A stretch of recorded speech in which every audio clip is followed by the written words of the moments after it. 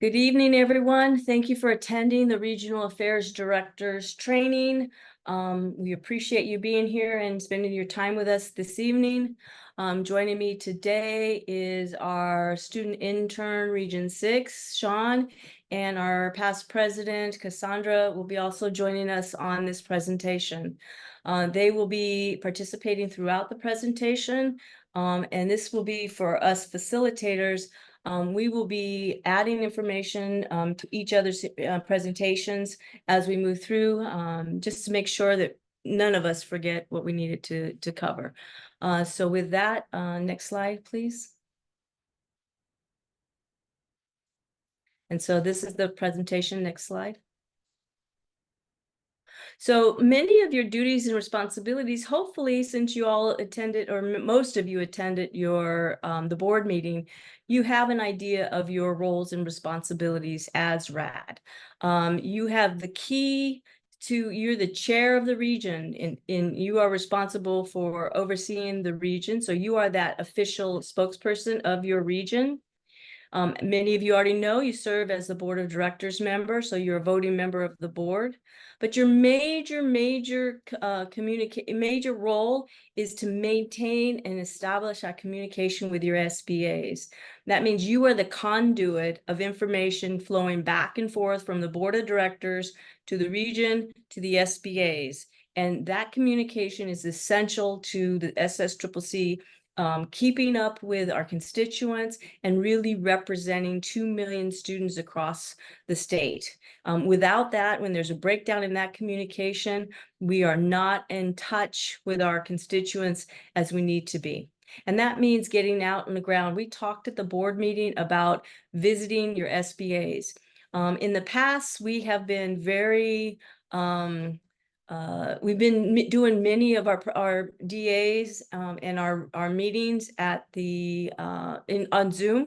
And so this year we really want to focus on getting on the ground, really developing a relationship. And I think it was RAD 6 who mentioned that one of her goals was to really get on the ground, because relationships are built in face-to-face communication. And I'm encourage each of you to get on the ground, go and visit all your colleges, or at least plan to get out there as much as you can. If you can't do it, team up with your other regional officers to make it a plan. You'll preside over all the meetings of the Region Delegate Assembly and the Region Executive Board, which means that you'll be preparing and disseminating the meeting agendas and for both of those meetings. And we'll talk a little bit later in this meeting. We've created some resources for you so that these first couple of months, you don't have to really think about what should be on the agenda and how best to do it. Working with our student interns, we'll be able to create some templates for you, which later on they'll discuss. As I mentioned before, you'll get this PowerPoint presentation, and you'll be able to link in on this slide and find the full job description. I encourage you to read it so that you know what you're responsible for it, because this year, as our president said, President Hernandez said, we will be holding each member of the board and ourselves accountable to our constituents. Next slide, please. And I'm going to hand off to Cassandra. Yeah, so talking a bit about the regional officers. So as you all are aware, as a RAD, you will be leading not only as a spokesperson of the region, but also ensuring accountability with your regional officers as well. You'll be the one spearheading your executive board meetings and also in essence, your executive board in themselves as well. So talking a little bit about what each position does, but more specifically, what your relationship is going to be like with each officer. With your vice chair, of course, this person is going to be your right-hand person. This person will be stepping in for any vacancies on your regional board if necessary to help you out with any regional duties, but this person will also be in charge of submitting the accountability and stipend reports as well. As you all are familiar, the accountability and stipend reports are a very necessary part of SSCCC to ensure that our region officers and delegates are properly getting their stipends each month. Now moving on to the Legislative Affairs Director, this one person is in charge of all of the legislative activities, and as you all are aware, is also the other region representative on the statewide Board of Directors. Your relationship with this person should be very close and collaborative, particularly on your representation on the state level. So making sure you're coordinating beforehand for state board of directors meetings and making sure that you are in consistent communication on all legislative related matters. Moving on to the treasurer will be in charge of the budget for the region. So make sure you're in collaboration with this person and also make sure you meet with them to talk a bit about how you can use the current budget on helping out your region and your delegates as well. Then finally, for the communications officer is in charge of all social media and marketing for the region. So this will include Instagram, Twitter, so on and so forth. But this will also expand to the usage of the region newsletter, and they will be the ones in charge of creating it and disseminating it out as well. Will you go to the next slide?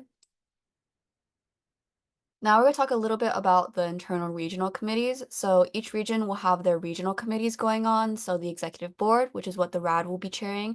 Then moving on to the regional internal affairs committee, chaired by the vice chair, the legislative affairs committee, chaired by the legislative affairs director, the finance committee, chaired by the treasurer, and the communications committee, chaired by the communications officer. So as you can tell, it's pretty self-explanatory who chairs which committee. However, it's very important as RAD, you need to make sure that all of these internal regional committees are meeting once a month, or at the very least have some sort of system or mechanism to ensure that they have updates and on the activities regarding the specific part of the region they're in charge of. So make sure for the executive board that everyone on your regional officers are aware of their responsibilities, but also make sure as RAD you're aware of what's going on in all of these internal regional committees because there will be times where a general member will ask you, oh, like I'm interested in the regional finance committee. Do you know when they meet? And if you're unable to answer those types of questions, then be sure that you can answer them quickly and swiftly. We go to the next slide. Or I'll be passing it off to Sean. Yeah, so I'm going to go over the monthly evaluation rubric. You'll see this, should see this each month. It's basically just a kind of rundown of the region's activities and how things have been going. You'll see along the top, each box is rated 1 through 3, 1 being needs improvement and 3 being excellent. And then along the left-hand column, you can see communication, accountability, attendance, training and content, advocacy, collaboration, and budget. And so for each of these different boxes, you'll be ranked again 1 to 3. And at the end of the month at your delegate assembly or executive board meeting, you'll be reviewing your activities for the month. So this is just a way for you to hold both yourselves accountable and then also your regional officers, of course. Again, kind of calling them into the conversation, not being accusatory, but saying, hey, I notice that our accountability could use some improvement. How can we as a collective make those changes happen? These are filled out by the student intern for your assigned region each month.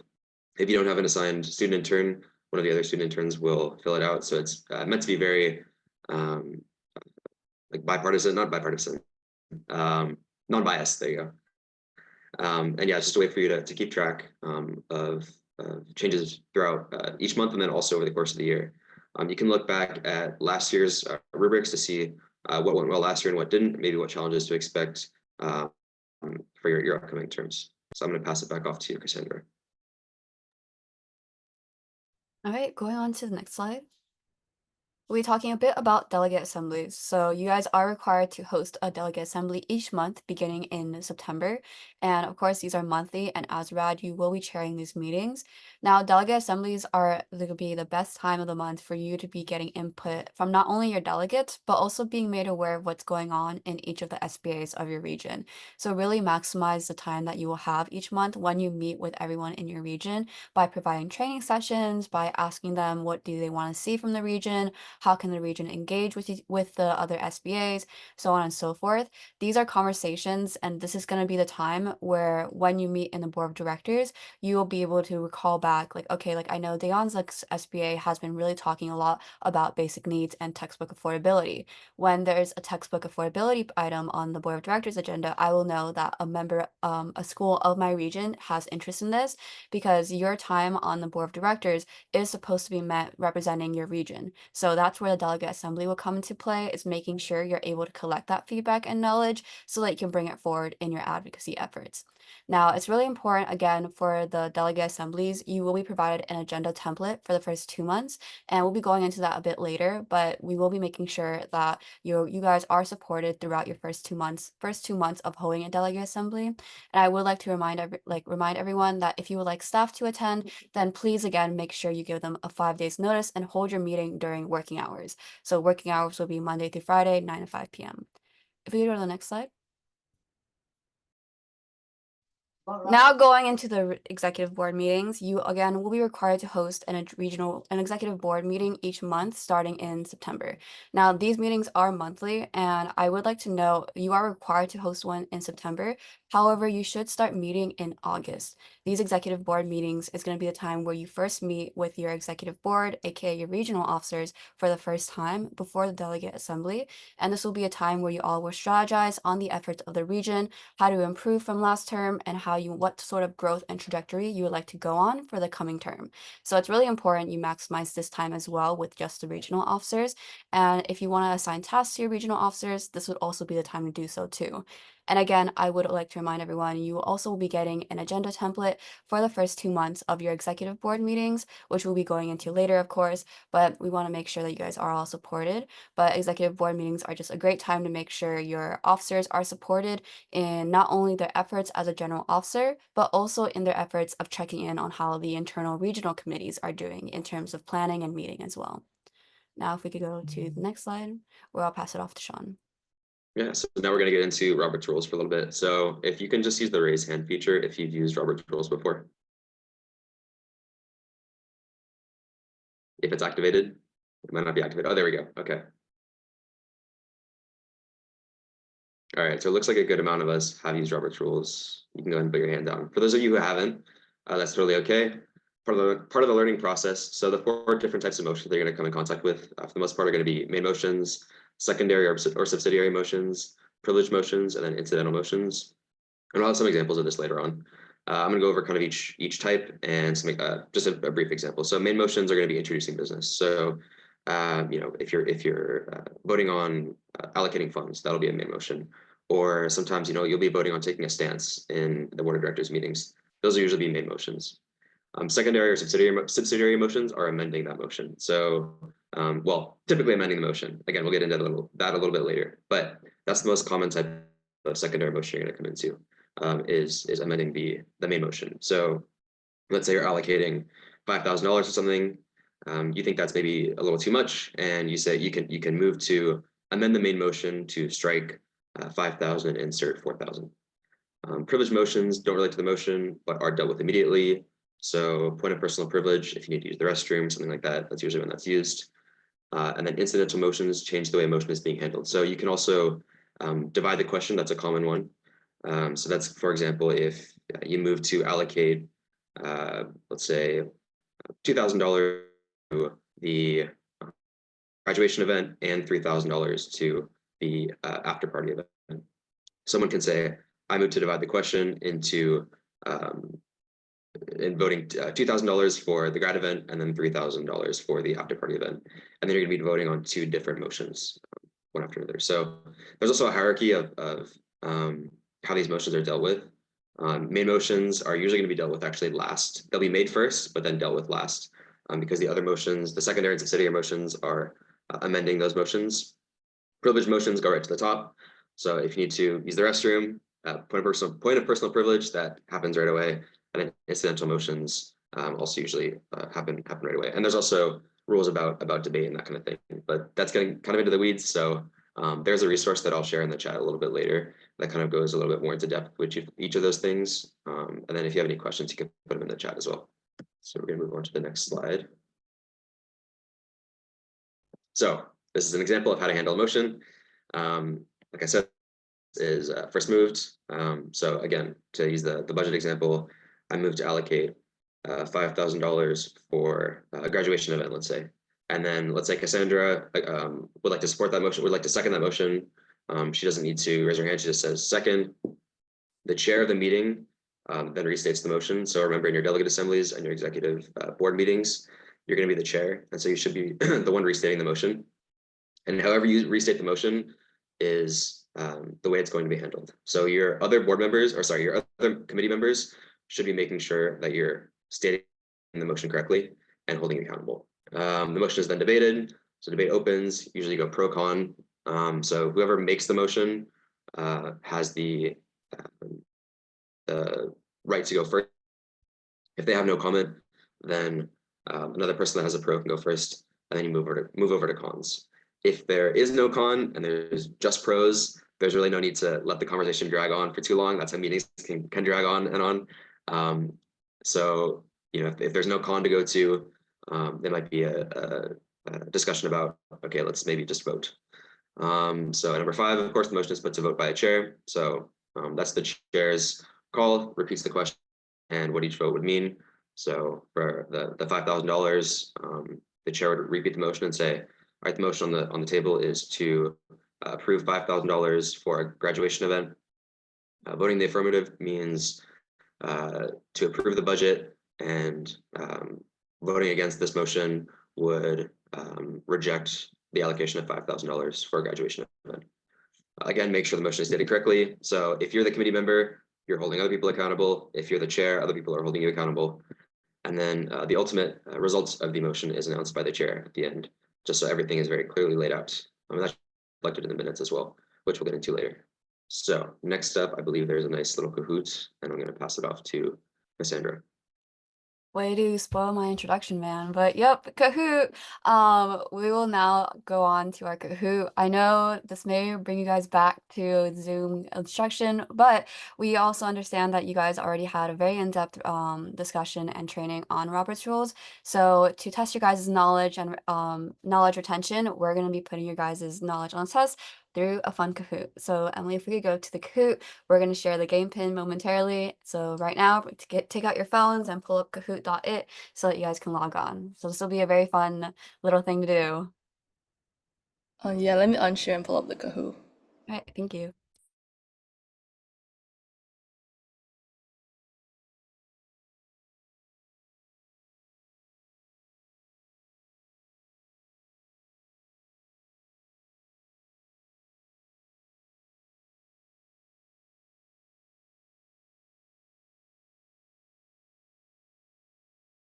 Can y'all see it?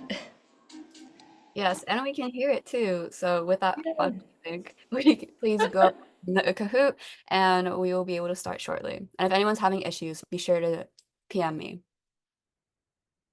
And also, I would like to say, if you have any questions, feel free to use the Q&A feature down below. We're going to answer questions and have a forum for you guys to ask any sort of questions near the end so that we could give you guys that whole space. But if you don't want to forget your question, feel free to put it in chat or use the Q&A feature as well.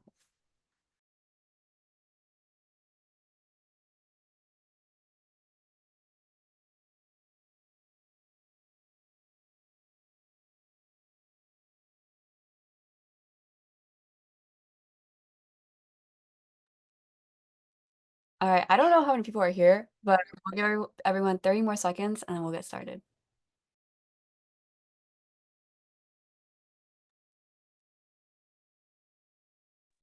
I don't think that's all our rads. All our rads, go ahead and join in. Or there are 9 of them, so, or just kidding, Nick is not a rad, so.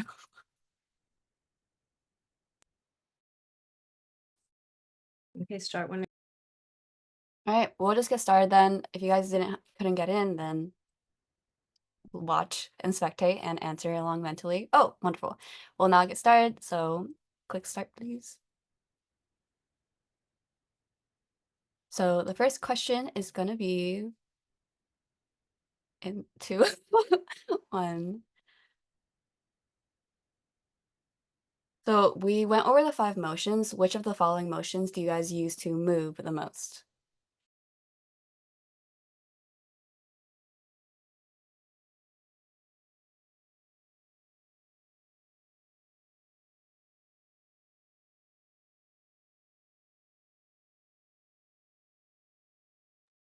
All right, so the correct answer is going to be the main motion. I see 2 of you put privileged motion. So privileged motion is not really, privileged motions can also be called the polypro motions. They are types of motions that aren't relevant to the motion or the item at hand, but are dealt with immediately. So the main motion is just going to be a motion where I move to do so on and so forth. Like I move to approve the budget of so on, you know, that sort of stuff. And that's where the usage of move is word used. Let's go to the next one.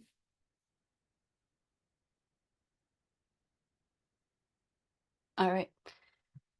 How do you stop debate immediately and go straight to voting? So I'm not sure if you guys cover this in your Robert's rules, but this is going to be something very important to remember in discussion because, as I'm sure you all recall from June Board of Directors meeting, there was a lot of debate going on. So how will you be able to stop debate and go straight to voting if you feel is necessary as a voting member? So put in your answers.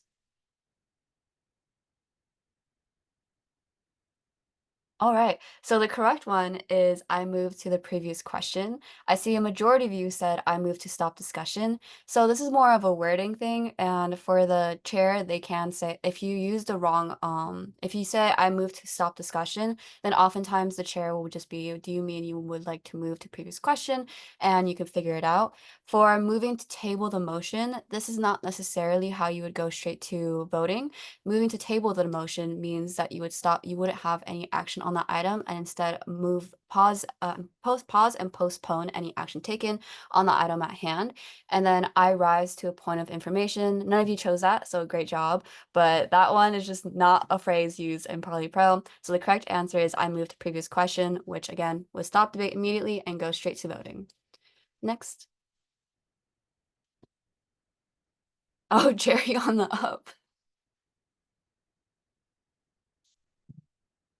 All right, if someone objects to a motion, the motion dies. Is this true or false?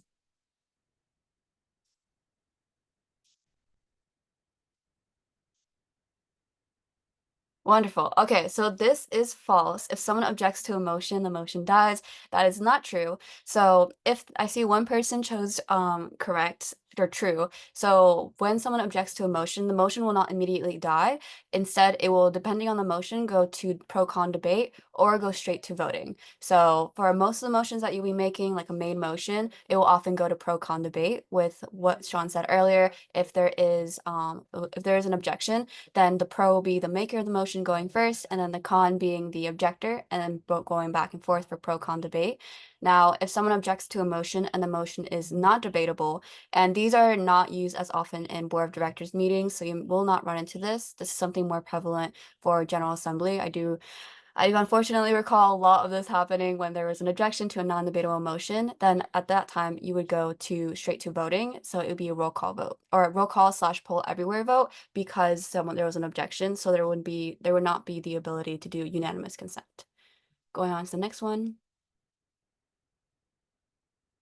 All right. Now, quorum is 50%. Is that true or false?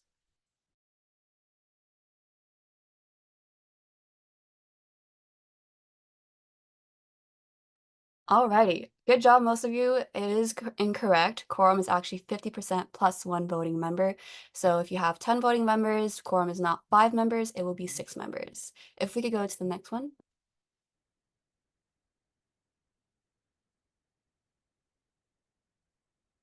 Now, here's an example of the previous question. 9 students are voting. What is the minimum number needed to vote yes to pass the motion? So choose your answer.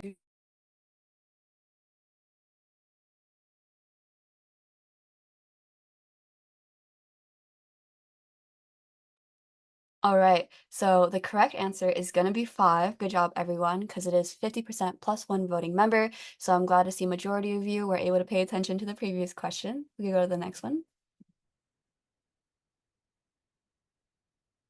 All right, David's holding strong at number 1. Hopefully, Jerry, you can, get back up there. Now, if a board member seconds the motion, which of the following are they not allowed to do? Have first right to debate, debate against the motion, move to postpone indefinitely, or vote against the motion. And this is if a board member seconds the motion. Which one are they not allowed to do? Be sure to read your answer carefully. I see a lot of you are taking a little bit longer on this one, so that's good.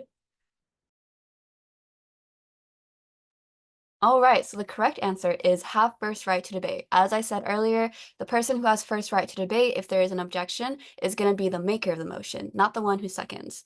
For voting against the motion, there is not anything that explicitly says that if you second the motion, you cannot vote against the motion, because there is a chance if someone says there is a motion at the table and you second the motion and say, okay, I'll use an example. Say the motion is to approve the funds for a golf cart, right? And I'm like, hey, like I really would like, I second that motion. I support the approval of a golf cart. And then someone objects and you go into pro-con debate. When there's pro-con debate and the cons are very compelling, then I, as a person who seconded, could be influenced by the cons argument and vote no against it, because through the debate going on and the con, I will be able to change my mind as a voting member. Now, for debate against the motion, again, there's nothing explicitly going on. If your mind changes, that is allowed. It is a bit interesting when that happens. However, that does show that that you are listening to the arguments, and that just means the con were just very influenceable with that. And then move to postpone indefinitely is also incorrect. The type of motion and your ability to make a motion is not hindered whether or not you make or second a motion. So that's not correct. So good job, the two people who got that correct, for it to be first right to debate. Next, let's see who got this one. Oh, it stayed the exact same. All right, next. All right, true or false? You should look directly at other board members when in discussion and debate. So this also calls upon you guys paying attention during community agreements as well. So let's see how this goes. Nice. It is false. You should not be looking at board members when in discussion and debate. Per Robert's rules, you should be directing all comments and nonverbal language towards the chair. So of course, like say Sean was the chair and Dr. Adams and I are on pro-con debate and she's con and I'm pro, and I'm like, I don't know why Dr. Adams is saying this. I don't know why she's on con, da da da. In a real world, I probably would never say that, but that should not be happening. I should be addressing it through the chair, Sean. So I'd be like, Chair, I would like to have a point of information. I would like to wonder if a point made in con, so on and so forth. So that's what it should be worded. Just being professional and respectful towards all participating members is going to be everyone's highest priority, because you do not want people to feel uncomfortable to speak during a meeting. I've seen multiple times in different SBA meetings, someone who isn't very comfortable with public speaking, they speak, and then someone just completely disparages what they said, and that person just stops speaking. So we really want to make sure we make a very safe and supportive environment for everyone to speak. Next. All right. Now, which motion has a purpose of introducing new business? This is kind of similar to one of the other questions, so let's see how you guys do on this one.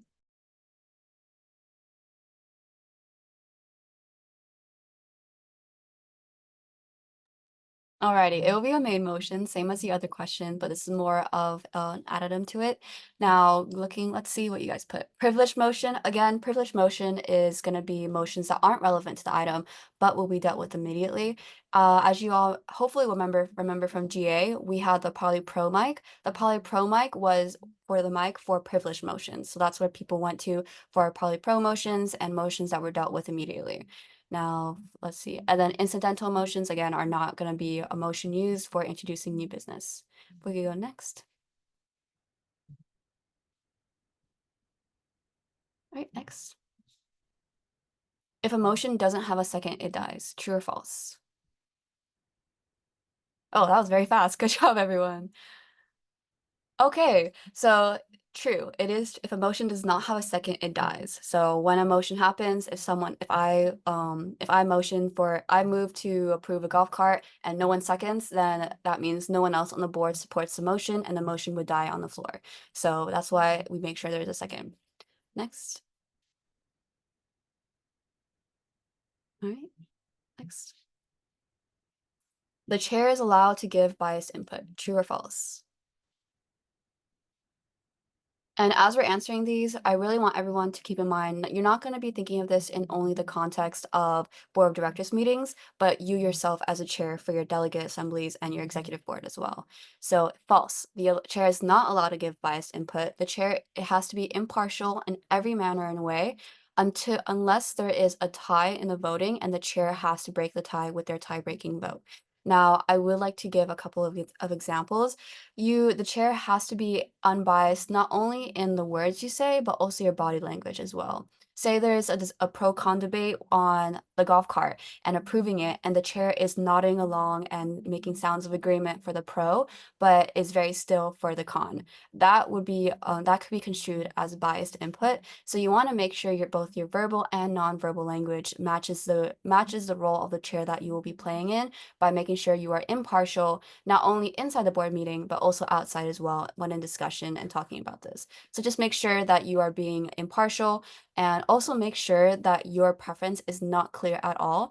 When you are the chair, you are in charge of implementing PolyPro, and if your members feel like you are being biased and a vote goes a certain way, then they may have cause to say that that action was not allowed and improper because the chair was biased. So make sure that you are just being impartial and fair to everyone. Next.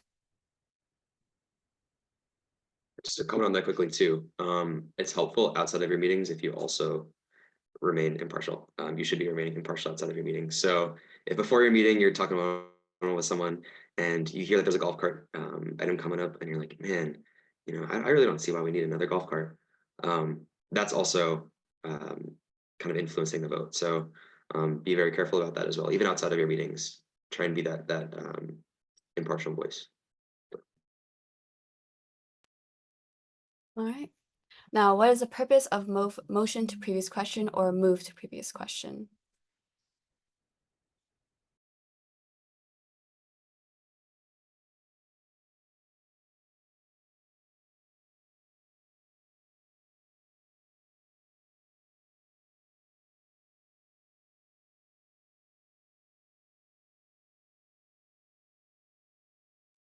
All right, so the correct answer is going to be to end debate immediately and vote. So we put two questions regarding this because this will probably be a motion that really helps out when you are in your meetings. So let's see what other options were chosen to move back to the last question. So not quite, it will be again to go immediately to voting, and then to debate questions from previous meeting. That is also incorrect. We can go next. All right, next. True or false? You need a second for point of privilege.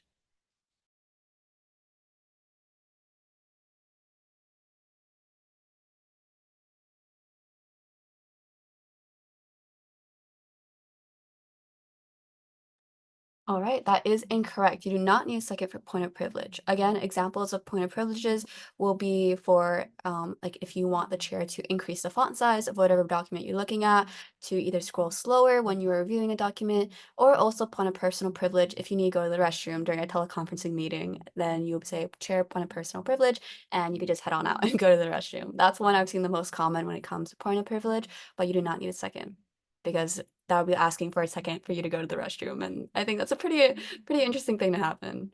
Next. All right. Second and last question, true or false, an amendment needs to be passed before the main motion.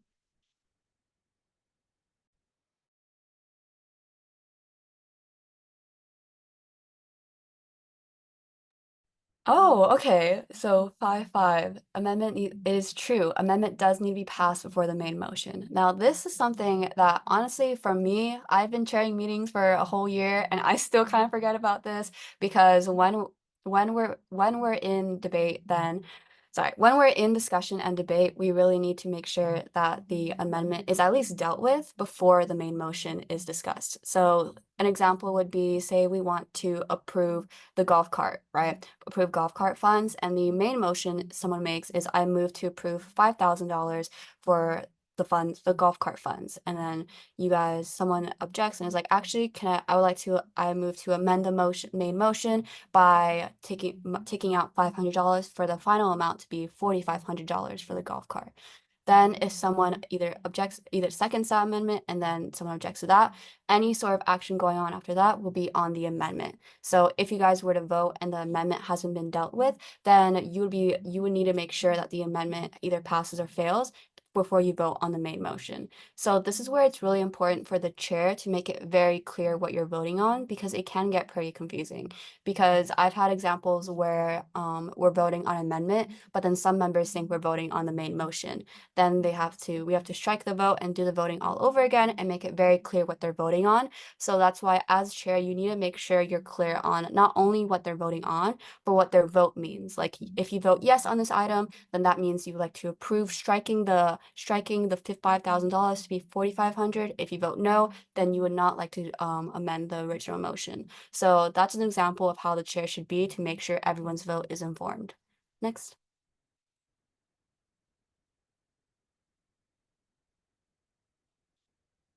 All right, last question. How will the motion be carried out? This is a very important one, so this one might stump some of you, so I'm very curious to see how this goes.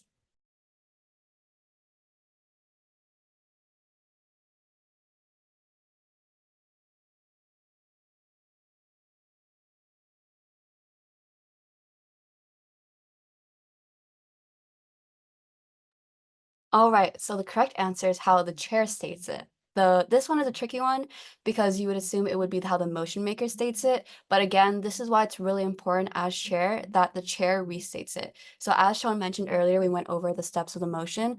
The chair is going to be restating the motion after there is a second. So if, for example, continuing our example of the golf cart funds, the motion maker, pretend Dr. Adams is the original motion maker, and she says, I move to approve $5,000 for the golf cart.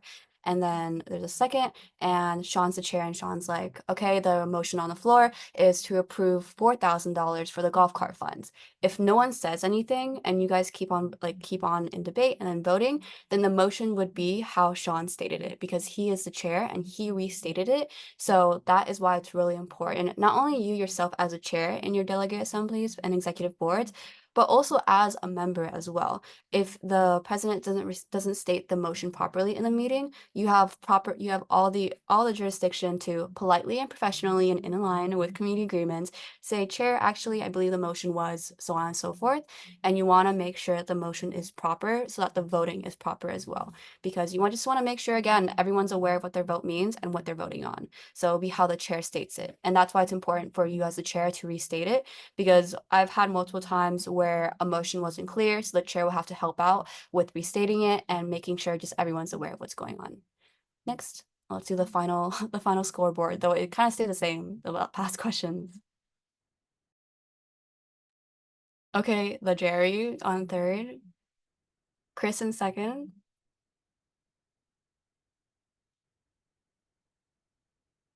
All right, good job, David. So there you go. Now you know who the top 3 people are. So hopefully they will never make a mistake and probably pro during board of directors meetings. So if these 3 get anything wrong, you can hold this against them. Just kidding.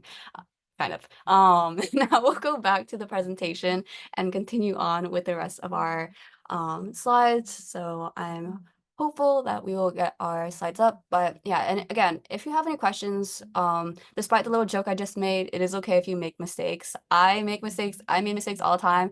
As chair, it's a learning experience, and it's just really important for all of us to remember the community agreement. You know, you need to argue the idea, not the person. Don't hold anyone's mistakes against them, and just don't make people feel uncomfortable when they make mistakes. And with that, I'll pass it off over to Dr. Adams. I'm doing Brown Act. Okay. Next slide, please. You all should know this. We covered Brown Act in our training, but this is just a real quick reminder that these are some of the key requirements. So your agenda posting is in 72 hours in advance, but we ask that it be 96, which the next slide or so will cover, set 96 hours because staff needs time and opportunity to verify the agenda and post it up on the web.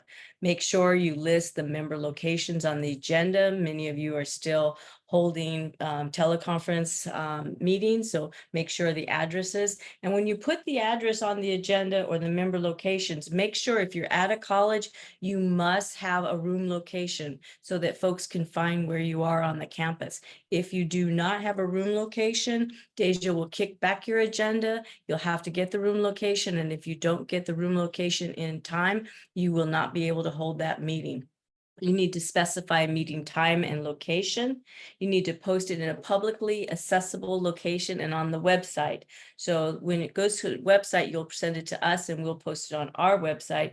But you are responsible for ensuring that the agenda is posted and it's publicly accessible. That means it needs to be in an area on your campus that does not get locked up. It can't be in the meeting room in which you're holding the meeting, because generally those are closed to the public once the campus closed down. So you'll need to find a location that is publicly accessible when the public has an opportunity, whether it be 12 midnight or at 5 o'clock in the afternoon. You need to ensure it's ADA compliant. Make sure that if you're going to have it, that it has folks that can be, if they're in a wheelchair, can have access to it. I know I can't have a meeting at my house because I have steps unless I hold it in the backyard.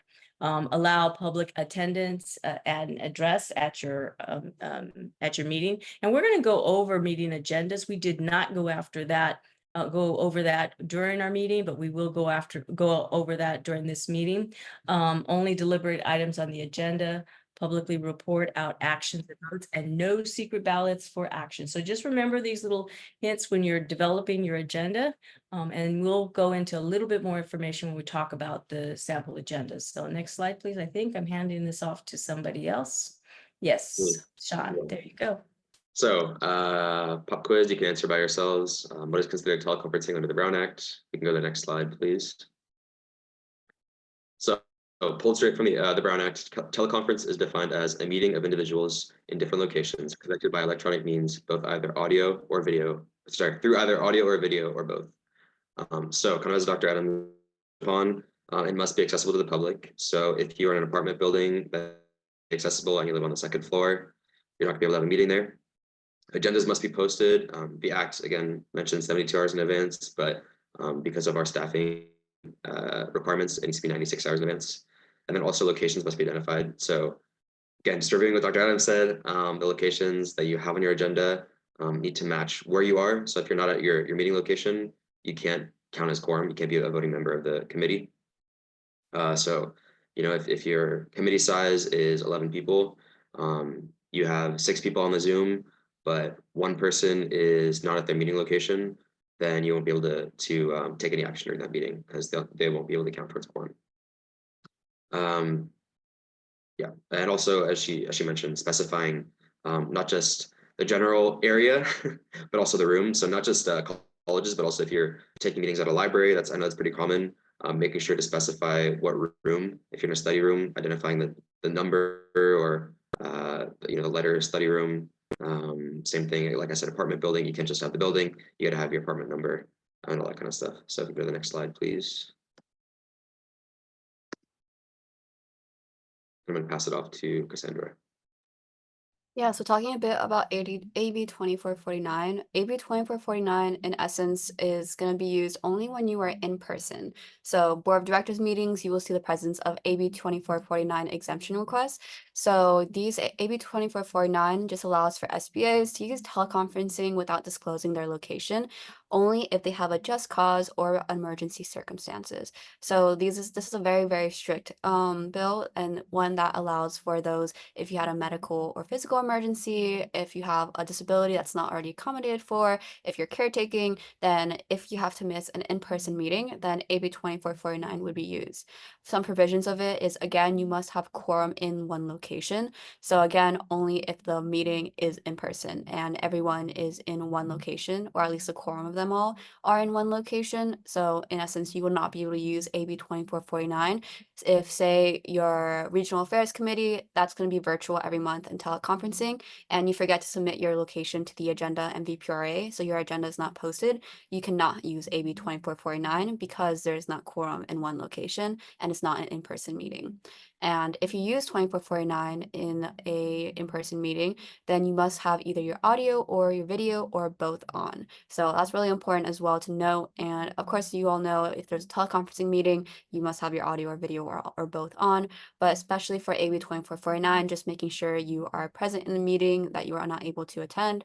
And then for the third provision, you cannot use this more than two consecutive meetings, especially, and you cannot use this for 2 consecutive meetings. And you also cannot use this, I believe, twice or 3 times in a calendar year. So that's really important to remember as well. This is not something to use for every board of directors meeting that you just are unable to attend last minute because of your own clerical error. So I would really make that a note as well. We could go Sorry. to To jump in quickly, for audio and video, it has to actually be both for AB 2449. So it's a much stricter requirement. Just want to put that out there in case you do end up using it. and passing it off to Sean. Thank you. All right, so meeting agendas are also defined in the Brown Act. So we're gonna go over a couple, just reading off the slide, and then I'll kind of go into a little bit more depth. So no extra discussion shall be undertaken on any item not appearing on the posted agenda. And then agenda must provide a brief general description of each item of business to be transacted or discussed at the meeting. So for that first point, if you have, let's bring it back, golf cart discussion. That discussion cannot happen if it's not posted on the agenda, and not only not posted on the agenda, it's got to be posted within that 72-hour time frame. So let's say you posted your agenda, it's up on our SSCCC website, and you've posted it on your front door. And then you think, oh shoot, I actually want to vote on a bill stance in our regional delegate assembly. If that thought pops into your mind 24 hours before the meeting starts, add it onto the agenda. You have to wait until the next meeting begins. And then the agenda must also provide a brief general description of each item of business to be transacted or discussed at the meeting. So you want to make sure your descriptions aren't too vague to the point where committee members or members of the public don't know what's going on. I know I ran into this a couple times actually with my own SBA. We had a couple items where it was relatively broad what we were discussing. So make sure you are being very specific in your title while trying to be as brief as possible. You don't want to have a paragraph in your description, but yeah, describing what you'll be voting on or if any action will be taken or just if it's just discussion. And then also putting amounts if you're dealing with money. It's best practice to put the amount of money you'll be voting on in the description. Next slide, please.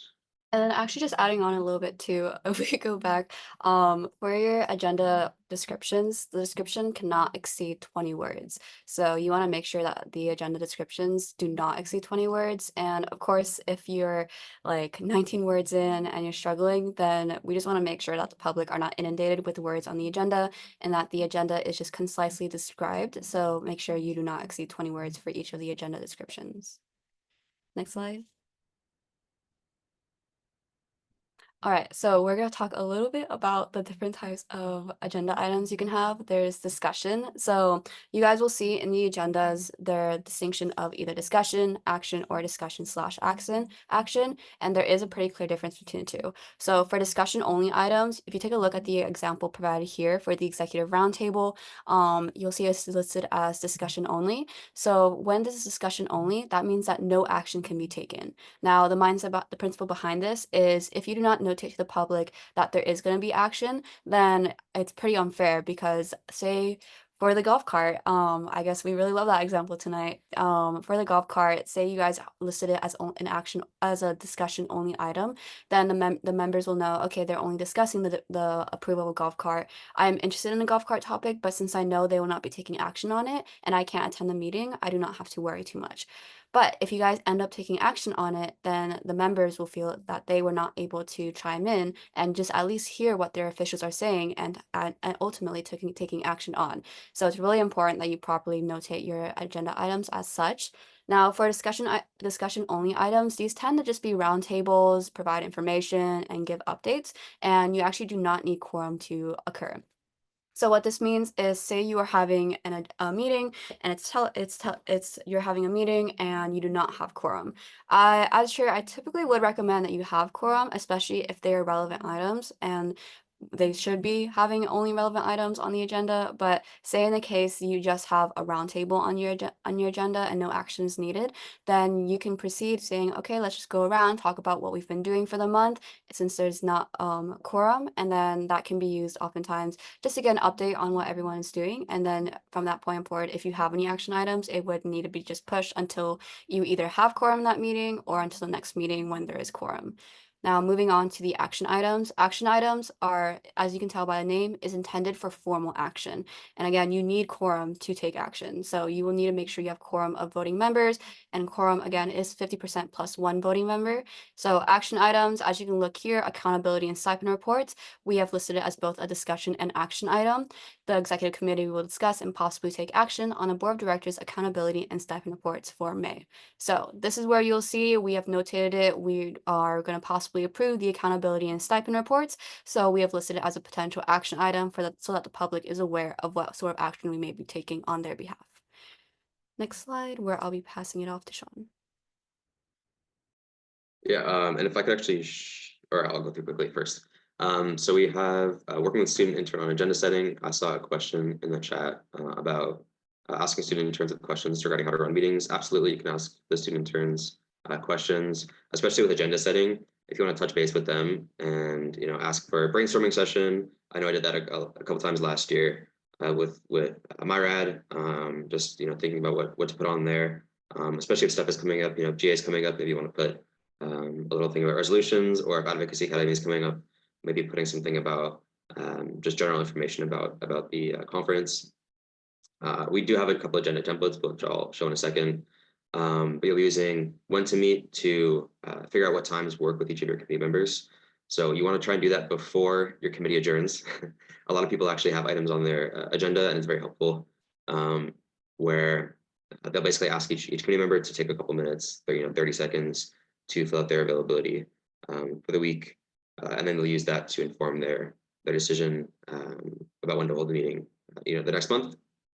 Addresses as well. Again, making sure addresses on the agendas match the addresses where the people are going to be zooming in from. So if your location is changing 1 month, maybe you're going to be in Sacramento instead of Los Angeles. Making sure to change that on the meeting agenda is very important. Again, otherwise you're not going to be able to meet quorum.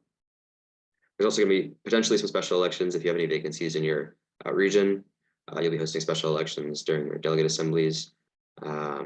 If that does happen, you'll be kind of working with staff, usually to navigate that process. But yeah, again, you're not allowed to have secret ballots. So that's something to keep in mind. You have to do a roll call vote. There's a bunch of different provisions with that. And then also quorum, again, we went over that 50% plus 1.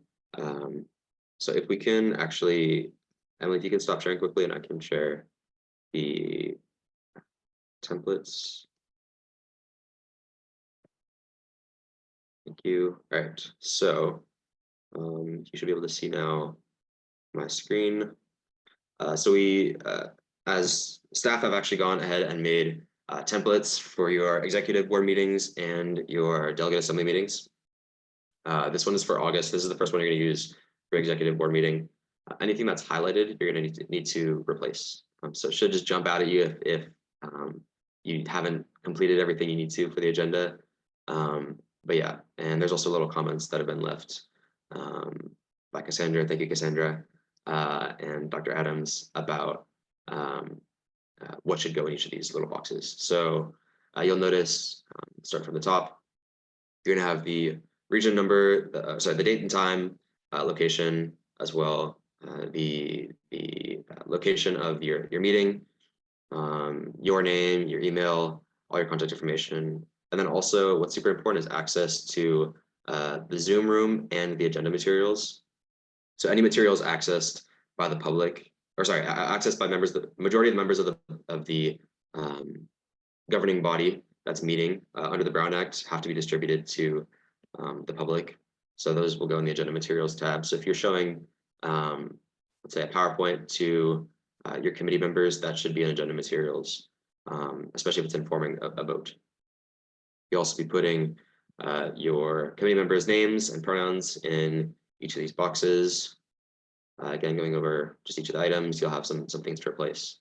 And this isn't just want to say this isn't locking you into the items that are on this agenda. If you want to add things, that's totally fine.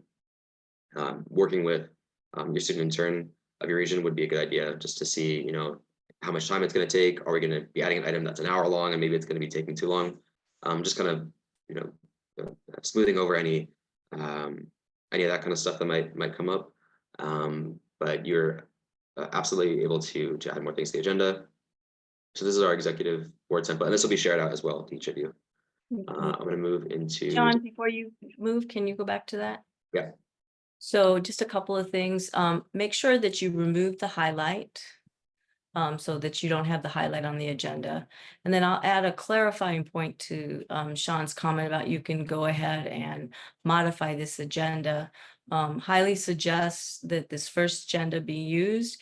And if you are going to add items, be cautious of the time that you're going to require your delegates for your very first meeting, or your region officers. That's fine, your region officers, but when we get to delegate, you want to be cautious of the time you're going to require them to be there. But also, these are the items that you need to cover this first month. So if you are going to add items, be sure that you don't remove these off the items, that you cover these for first, and then move to any items that you want to add. Thanks, Sean. good points. So I'm going to move over to delegate assembly. Same thing. Anything highlighted, make sure you're replacing. Again, hopefully it'll jump out at you. Make sure you look over your agenda and review it before you submit it to Deja, or have someone else look over it. That's even better. Student interns, again, great resource. Just, you know, send it a quick 5 minutes, and they can review it. Again, replacing all the information. Yeah, this should be pretty straightforward. You might not have all of your delegates verified in September.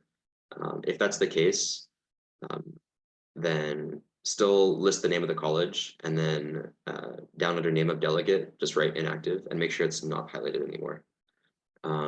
If you want to go back and look at the some of the past meeting agendas for your region, maybe from like September or October, then you'll probably be able to see an example of what that looks like.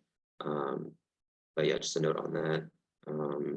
Also important is linking different things. So as you can see here, link approved region budget. That should be linked so that your members of the public can also access the different materials that are on your agenda. Again, it's kind of like a supplemental material thing. They should be able to access and see those kinds of things. So I don't know if I missed anything or if there's anything else to add. I just want to add something. Can you go back up to the college delegates, the verification? So your first meeting, you may not have all your delegates verified, as Sean mentioned.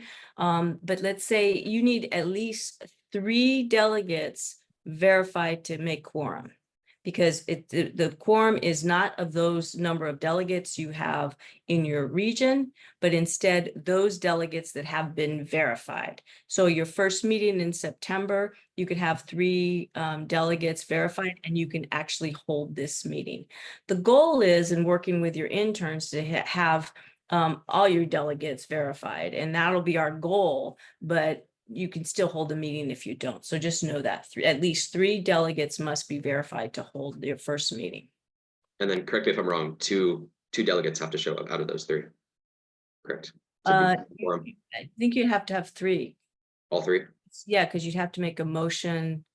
I think it's 3. We'll have to verify that. We'll get you that correct, but I think it's 3. Yeah, and then if we could actually scroll down on the agenda, talking a little bit about the reports, delegate reports. So as RAD, it's really important for you to make sure, as you all may be aware, reports are required for everyone to submit. So as RAD, you need to make sure that once you submit, you give your delegates time and inform them on how to submit delegate reports to your DAs. You need to make sure their delegate reports are also linked in the agenda as well. So a typical rule of thumb, and we'll be going over this more later, but a typical rule of thumb is have your delegates submit their reports 5 days before the delegate assembly date, so that when you submit the agenda, you can link all of their reports so that the agenda is still posted 96 business hours in advance, but that it's linked as well. because when your vice chair is going through the accountability and stipend reports, they will most likely end up using the delegate assembly agenda to indicate which colleges submitted the delegate reports. So it's really important that's properly done.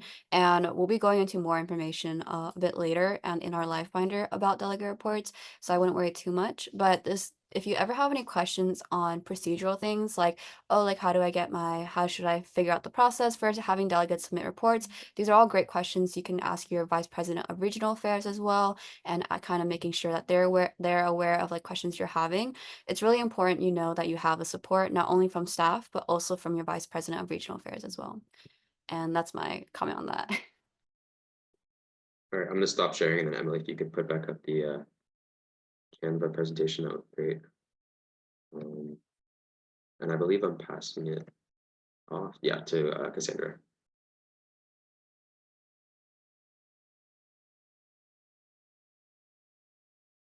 And I just want to do a time check. We want to make sure that we leave enough time for Q&A, and we do have 3 questions queued up. And everyone, while they're putting up the PowerPoint, please put your questions in the chat. That'll make it quicker for us to respond. Thank you. Alrighty, everyone. So creating an agenda. As Sean went over, we did create executive board and DA templates for you to use. And I would like to clarify a bit more. We did say we highly suggest you use it, but honestly, just use them. It will save you a lot of time and a lot of brain power instead of figuring out the template, figuring out what items to put. We have made it very easy for you to just make a copy of the agenda template and be able to use that. So you'll be able to request a template from your student intern. However, we are also in the process of creating a templates folder in the regions folder, and Dr. Adams will show you this as well when she goes through the Google Drive, but we'll be creating a folder that will provide all these templates for you all as well to use. So it'll be very straightforward. Now, I do want to specify you should be creating your Zoom links using your SSCCC RAD email, not your personal or your school account, because your SSCCC email is subscribed to SSCCC's Zoom Pro subscription. So there won't be that 40-minute time limit to your meetings, and you'll have unlimited time for your meetings. So just make sure the Zoom link is your own RAD email and that it's proper. And also, again, make sure you gather addresses from committee members and make sure that it's printed, posted, and submitted, and that it's all in alignment with Brown Act. Now, I do want to talk a little bit about minute taking. Emily, if you could stop sharing. I'm going to share my screen right now and show you guys just an example. So you should be making sure your communications officer or your vice chair is taking minutes during your executive board and your delegate assemblies. And here's just an example of what a minutes should look like. So typically the minute taker will make a copy of the agenda of the meeting that's taking place and indicate here the presence of each member. So here's an example taken from an internal affairs committee meeting. So you can see this is the present column, the absent column, and there are notes here. We see what time the meeting was called to order, and that I would really recommend you put all of this in red bolded so that we could see the difference between the minutes and the actual agenda of content. So here the agenda was adopted as presented, approved as presented, there was no public comment, and for minute taking, so again, your vice chair or your communications officer will be doing this. However, as a RAD, it's important you make sure that your minute taker is aware of these steps and processes, and they will be trained as well from staff on this independently. However, it's also good for you as a RAD to just be aware of it, especially if you perhaps will serve as a vice chair for any internal committees that you're assigned to. This is really good information to know. So one thing to note though, when you're having minutes, it's a summary and not a long word for word list of account of what happened during the agenda item. And also you can see here, no action was taken. So that's noted as well. So if there is any action taken, you have to make that action clear. If no action, you say no action was taken. So scrolling down, we see what time the meeting adjourned, and that's about it. So that's just showing an example of what minutes will typically look like.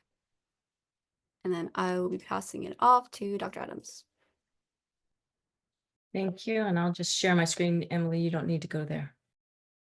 Thank you. So this will be very quick. This is the master drive. We'll be sharing with you a link to the master drive so everybody knows how to get there. But this is the master drive and you'll have access to the files. You'll go into under the master drive, there is a section called student regions.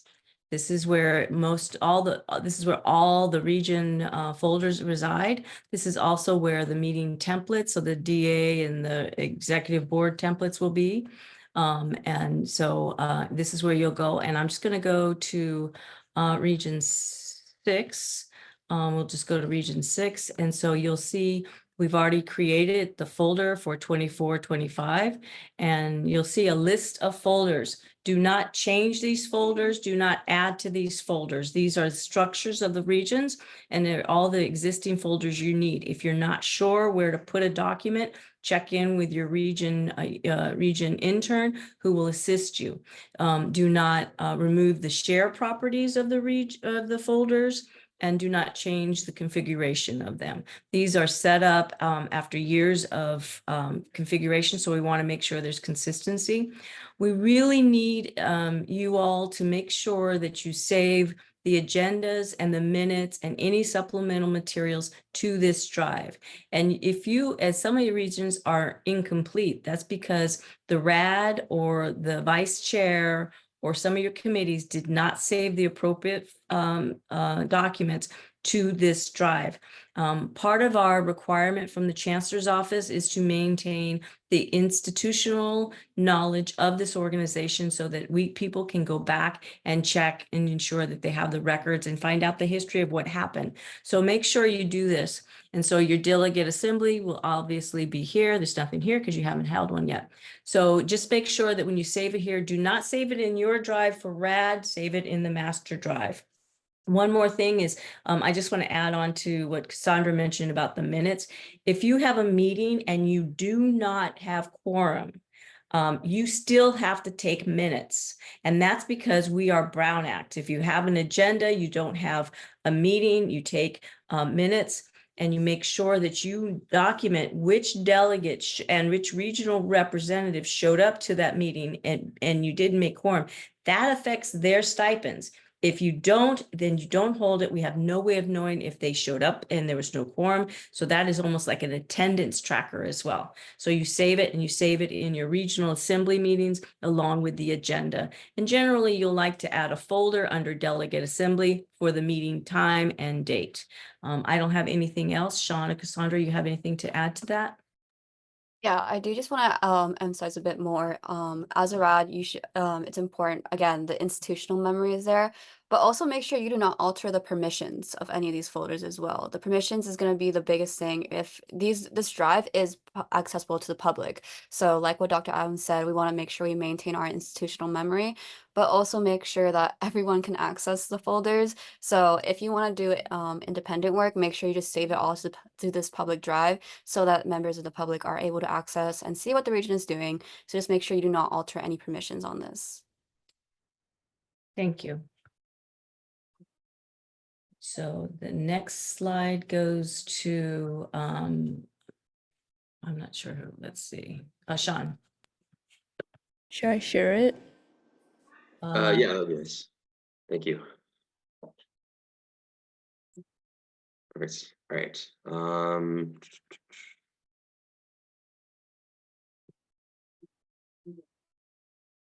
So we've gone over this briefly, but posting the agenda. So you have to submit your agenda to Deja no later than 96 business hours prior to your meeting.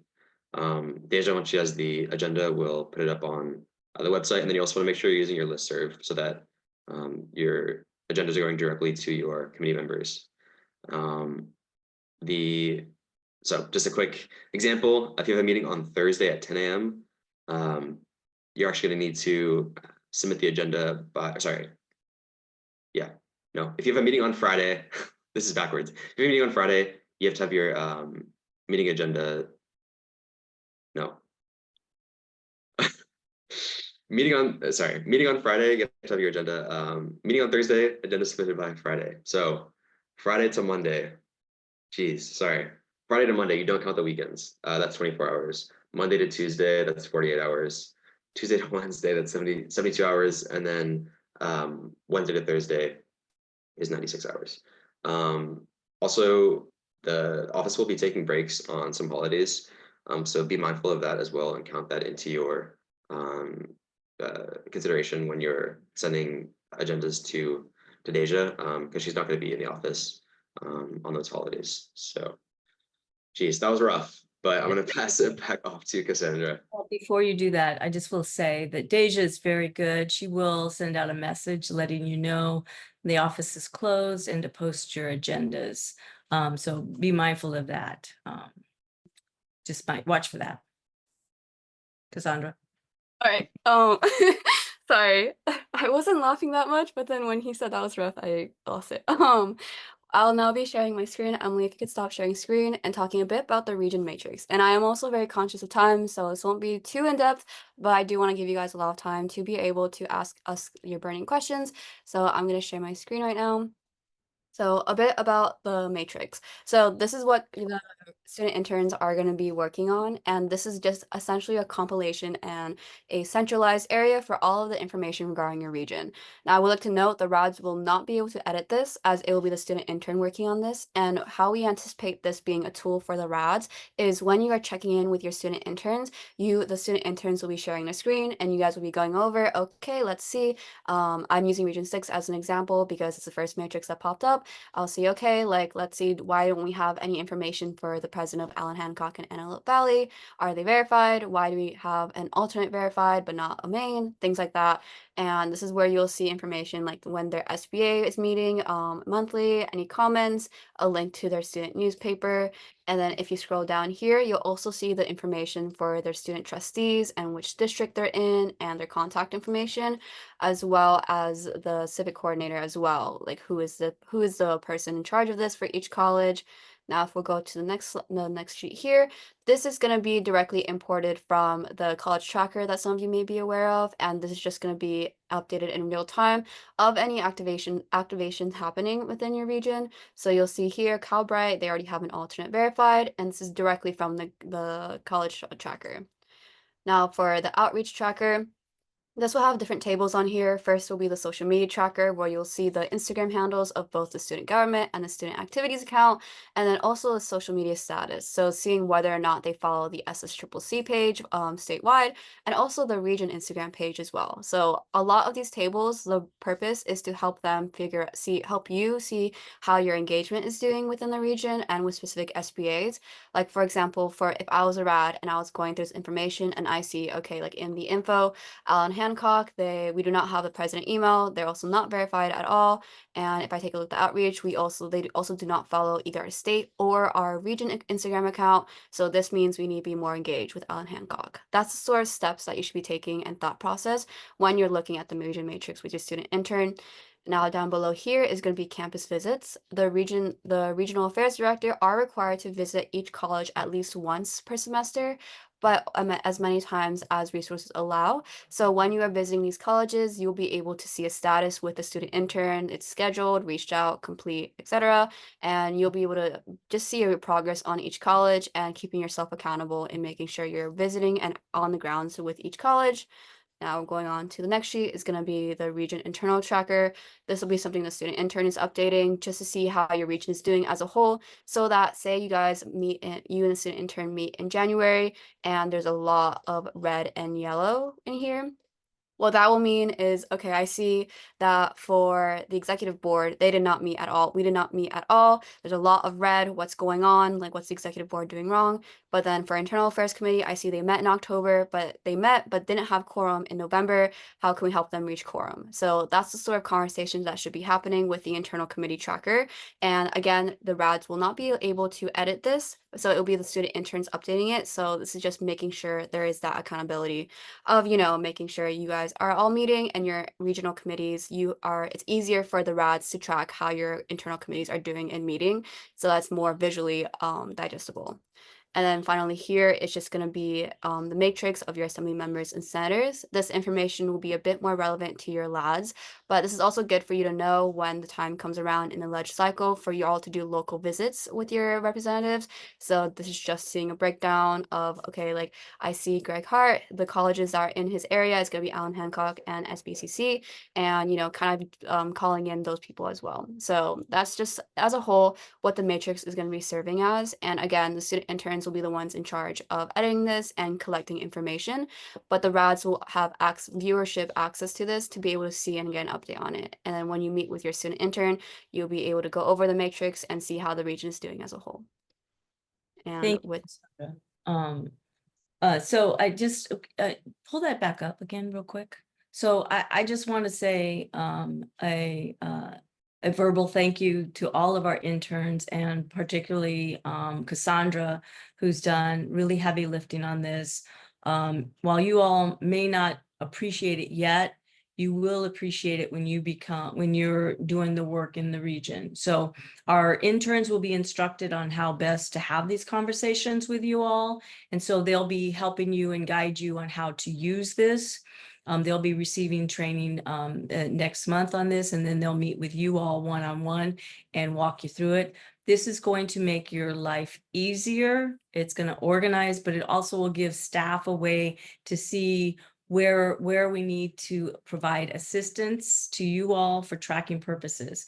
And so I just want to publicly thank our interns, and particularly Cassandra, for all the work that's been done in investing in this this whole tracker. So with that, we have just about 14 minutes for questions, and we have 4. So I'm just going to ask them, and I'm going to lean on Cassandra and Sean to answer them. And then if you have additional questions after these 4, then I will go to ask verbal questions and unmute you. So the first one is, I know you touched on it, Sean, should we reach out to the student interns with questions regarding how to run meetings? And you did say, yes, your student interns will be really valuable. And I have good news. I think we're really close to having every region having an intern. We're still struggling with Region 10, but we hope to find someone to do that. So our hope is to have all interns set by August. So that's exciting. And so, yes, you can reach out to them, and they can, and if they maybe don't feel as confident in how to walk you through running through a meeting, we have other folks that can actually sit with you, run through a real live meeting with you if you don't feel comfortable. If you feel like you want to practice, reach out to staff, reach out to Jessica, and we'll set up some sort of training and give you the run through so that you feel confident when you sit at that September meeting that you can run a meeting, you understand it, and that you are efficient and effective, because that's a reflection on the region and us in general. So let us provide you with that training. The next question is, if an agenda minutes dies on the floor, do we discuss it? Cassandra, you want to handle that one? Yeah, so assuming I'm understanding the question correctly, so an agenda and minutes will not typically die on the floor, if I'm assuming you're talking about the approval of an agenda. So in a meeting, typically at the beginning, you will have the adoption of the agenda and then the approval of the minutes. So if the agenda does not get adopted, typically there will be a automatic motion to approve the agenda, and then if someone objects, then you would go into discussion about why they're like the pro-con debate of discussion. If any motion dies on the floor, and I'm assuming by dying on the floor, that means there is not a second, then you would not discuss it. Since there's not you would either stay in discussion on the item, or you would just move on if time has passed. So say, for example, we want to pass the golf cart, and Sean makes a motion to approve the golf cart funds, and no one seconds it, then that motion would die, but you're still on the item until time limit for the item has elapsed. So you can still discuss it, but just make sure you're wary of the time limit set on the item. So I hope that answers your question. Thank you. And then the next question is a very good question, and thank you for the opportunity to be able to respond. If you are a college delegate, do you count as far as quorum? So I'm going to read this as if you are the delegate, you cannot serve as the regional officer. So delegates cannot serve as a regional officer. Your college will have to reapply. But this is also very simple. The regional officers only count towards quorum at the executive board meeting. Regional officers do not count as quorum at the delegate assembly. Only the delegates are part of quorum. And And Rad 9, if we are not answering your questions, then please raise your hand and we'll unmute you. And then the last question is, how can I check my delegate are verified with SSCCC right now? I think Cassandra showed you the tracker. You will be able to find where to find on that tracker. And for right now, you'll just need to wait until we'll have your student interns reach out and they'll be able to show you where you are in your delegate verification. And I think Cassandra showed Region 6, so you can tell. I think you had three. Oh, no delegates yet. So No delegates, but one alternate verified. but one alternate. So our interns are still working on that. So I am going to, we still have 10 minutes. So if anybody would like to ask a question, we will go ahead and unmute you and you can ask your question. Would anybody have, that was a lot of information. I hope you have questions. If not, we're still here to help you out and provide you a resource. You can always email us or work with your intern. So does anybody have any questions? I'll stop talking. Raise your hand.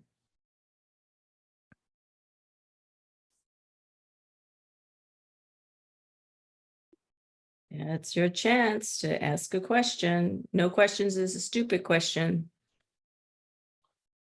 We went really fast. Perhaps it's a good thing. That means they processed all the information and there won't be any mistakes going on in the beginning of the term.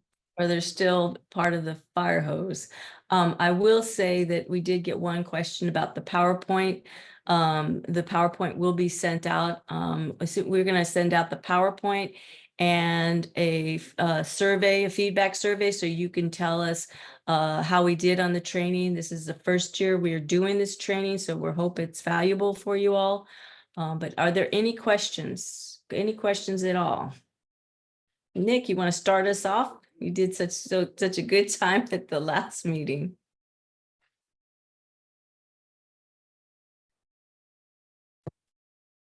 Go ahead, Nick. Oh, let me unmute you. Oh, okay, there you go. Nope, that was me.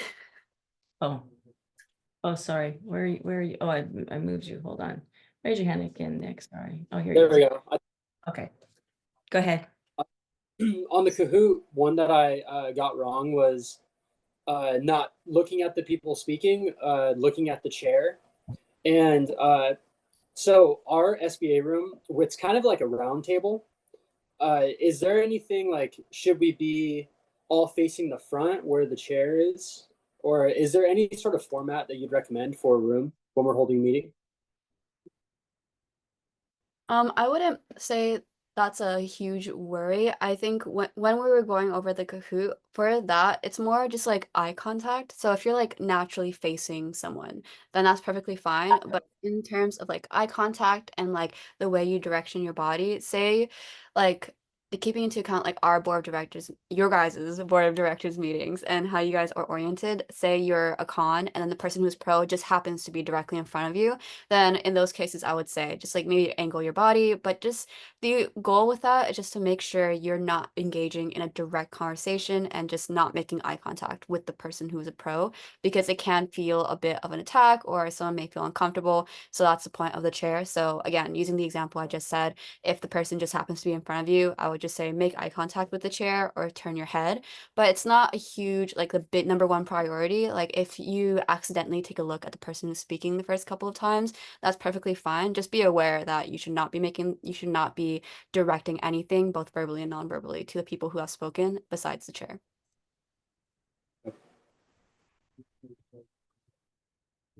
Thank you. And I do want to ask actually, just if maybe some guiding information and just in general, some like suggestions for RADs. So hopefully this will help invoke more questions for you guys.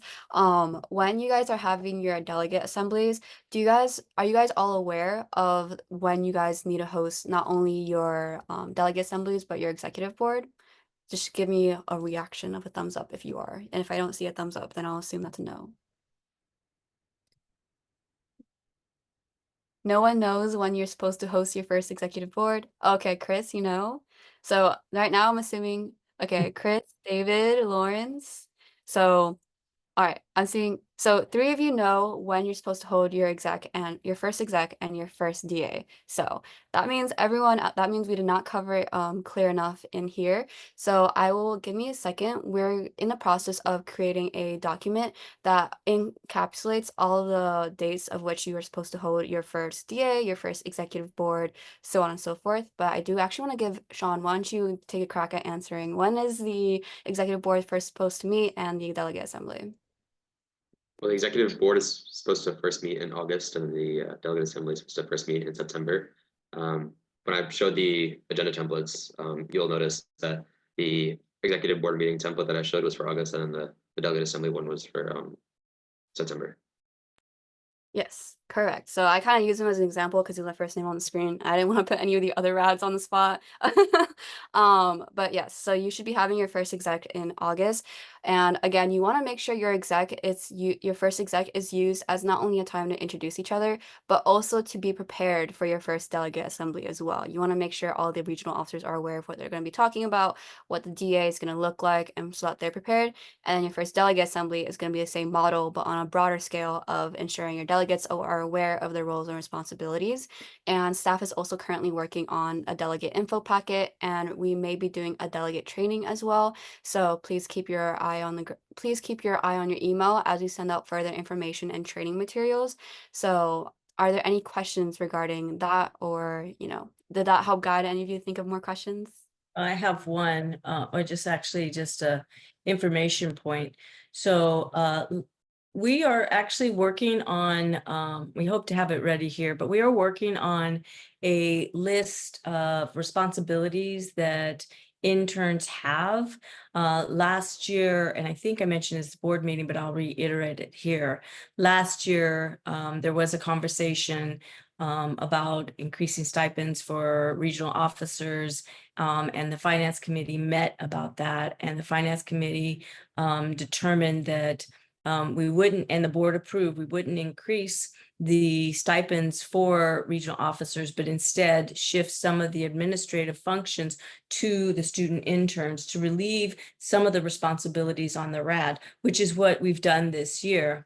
And part of that, we're creating a list of what are those responsibilities the interns will have in the region. One, to create accountability for our interns, but one also to share with the RADs about what is the role of the intern. Last year, we had some challenges with some regional officers not wanting to take minutes, and so instead shifting that responsibility over to the interns.